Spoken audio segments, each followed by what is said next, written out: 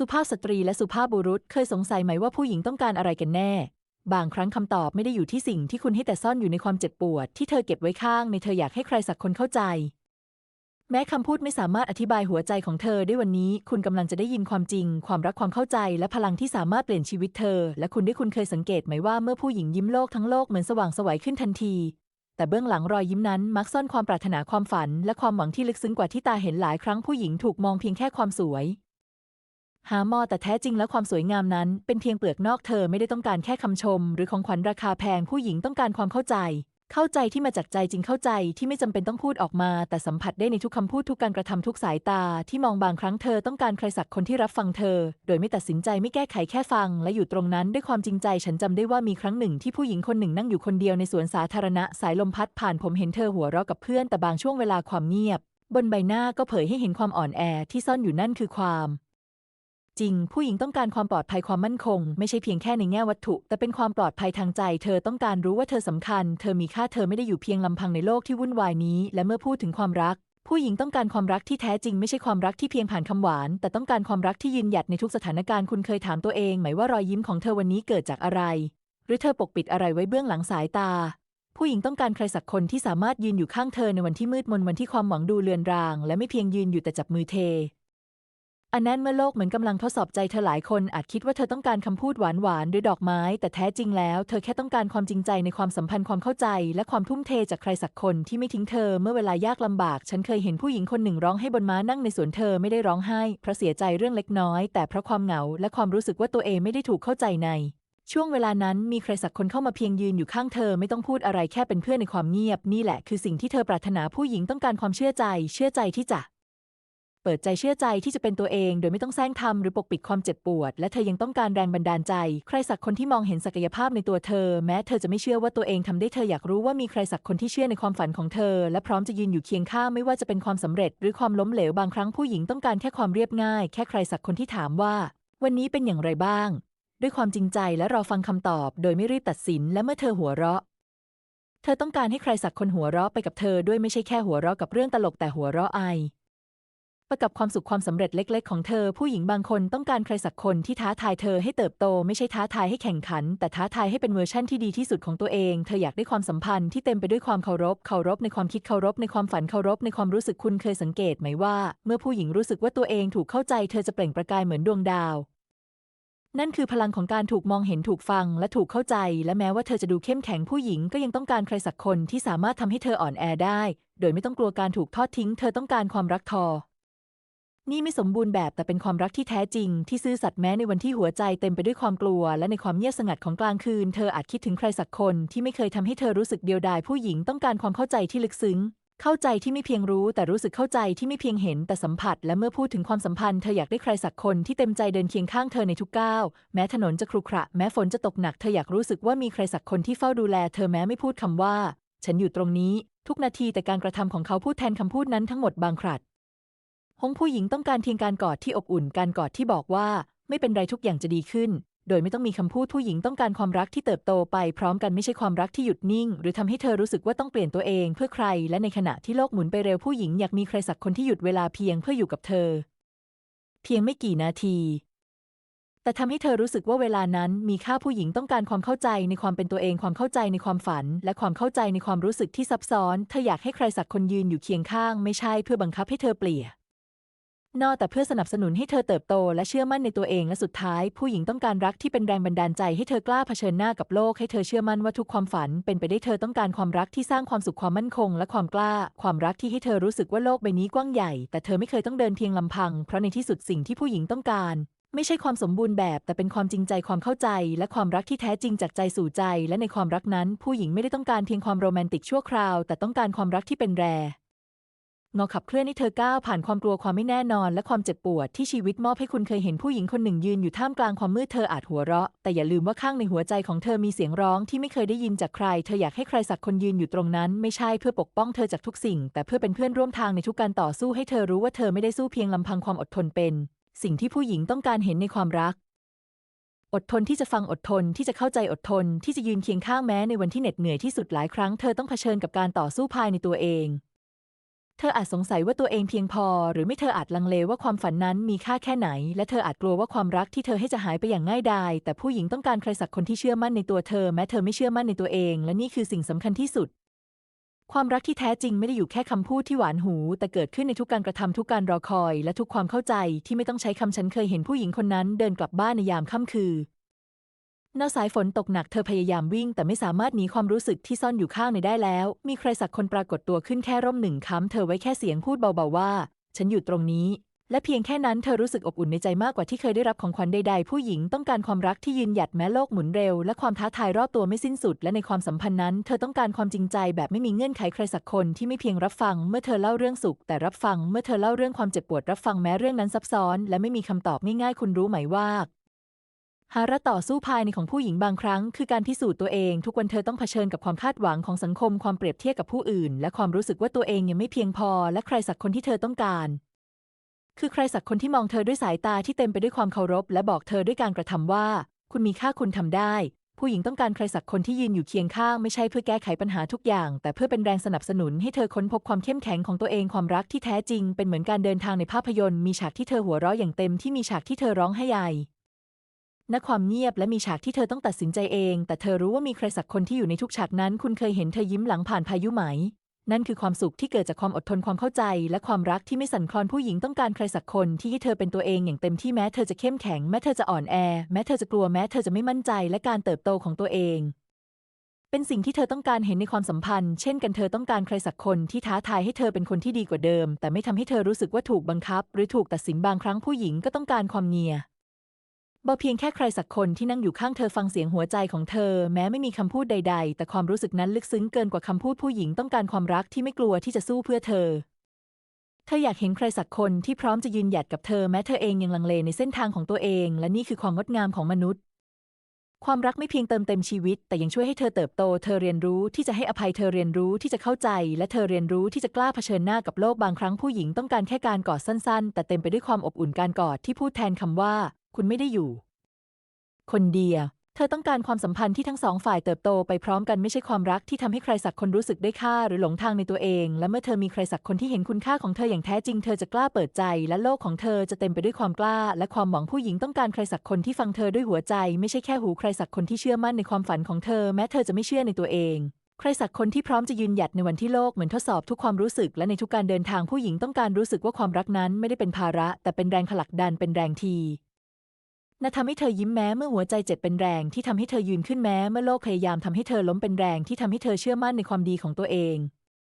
แม้เมื่อความสงสัยพยายามแทรกแซงคุณเคยเห็นเธอหัวเราะกับความสำเร็จเล็กๆไหมหรือเธอปล่อยน้ำตาในวันที่เหนื่อยล้านั่นคือความจริงของชีวิตและใครสักคนที่อยู่เคียงข้างในทุกช่วงเวลานั้นคือของขวัญที่ยิ่งใหญ่ที่สุดผู้หญิงต้องการใครสักคนที่รักเธอในทุกมิติไม่ใช่แค่รอยยิ้มไม่ใช่แค่ความสำเร็จแต่รักในความคิดความฝันความอ่อนแอและความกล้าของเธอและในทุกวันเธอต้องการแรงสนับสนุน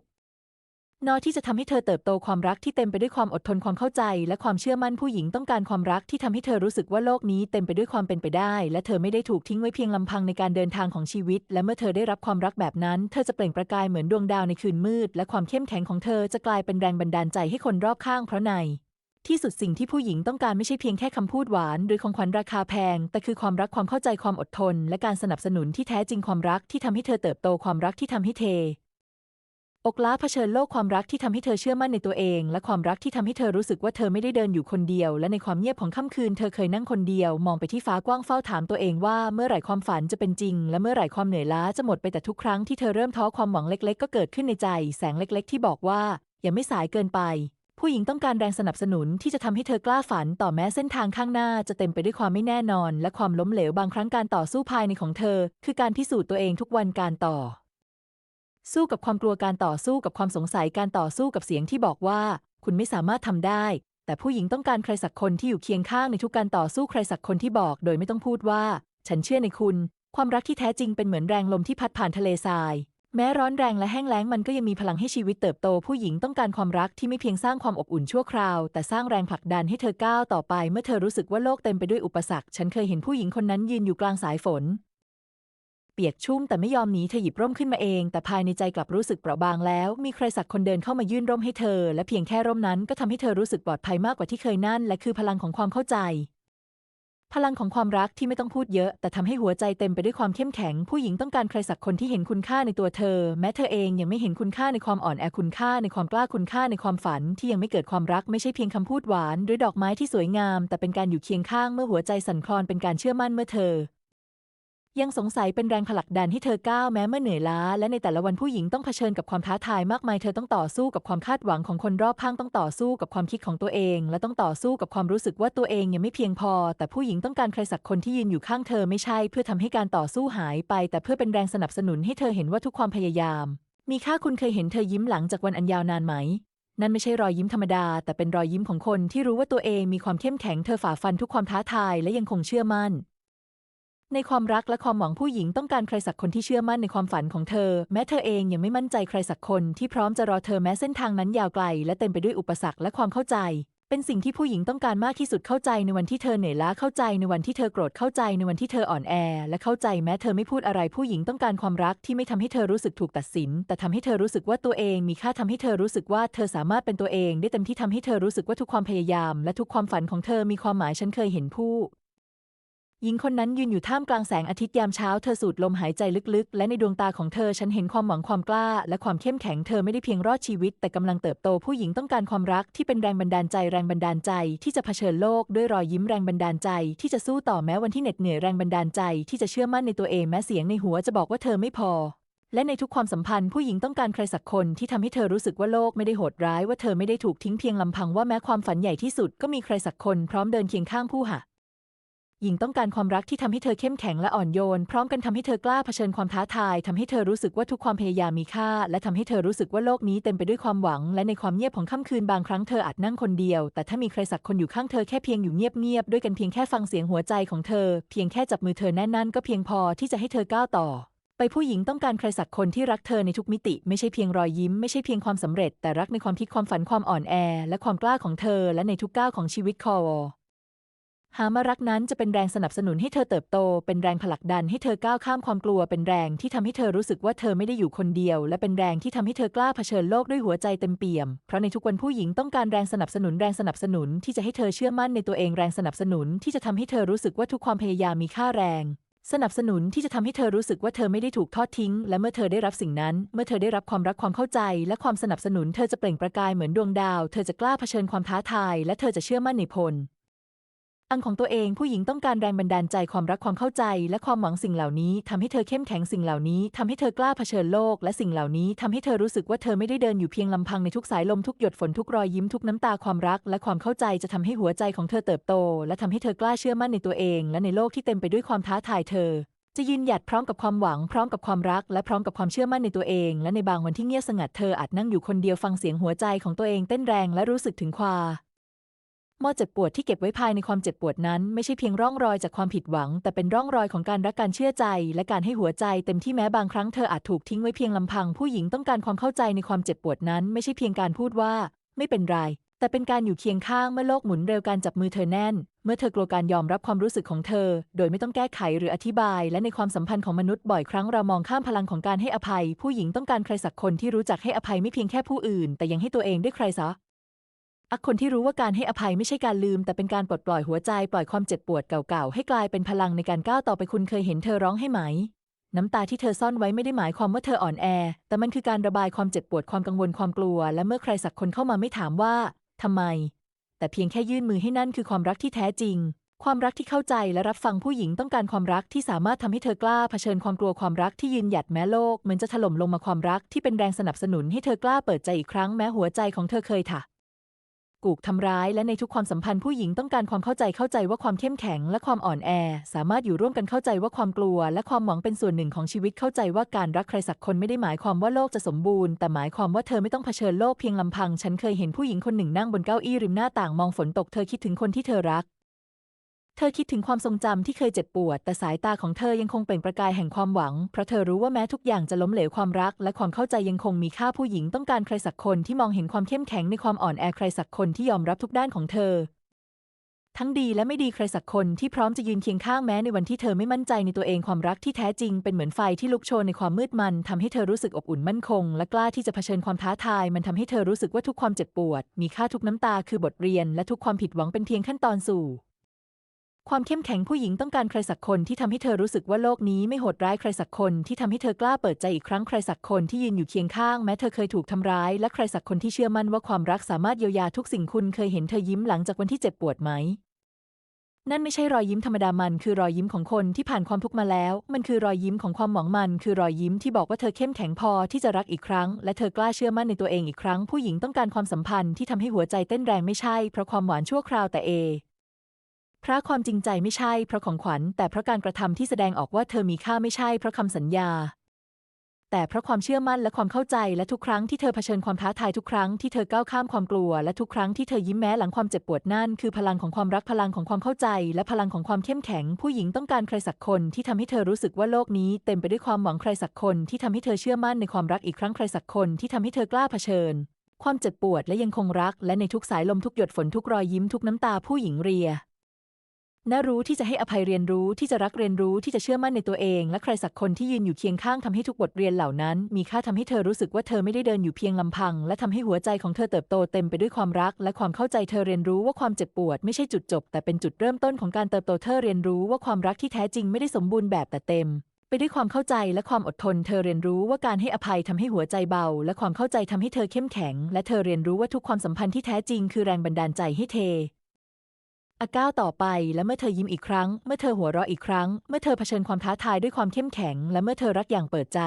นั่นคือช่วงเวลาที่พลังของความรักความเข้าใจและความเข้มแข็งบรรจบกันทำให้หัวใจเต้นแรงทำให้ชีวิตเปล่งประกายและทำให้ทุกความพยายามและทุกความเจ็บปวดกลายเป็นแรงผลักดันที่ยิ่งใหญ่ที่สุดในทุกสายตาที่มองเธอทุกมือที่จับมือเธอทุกคำพูดที่ฟังเธอผู้หญิงรู้สึกถึงพลังที่แท้จริงของความรักพลังที่ทำให้เธอกล้าเธอเข้มแข็งเธอเติบโตและเธอรู้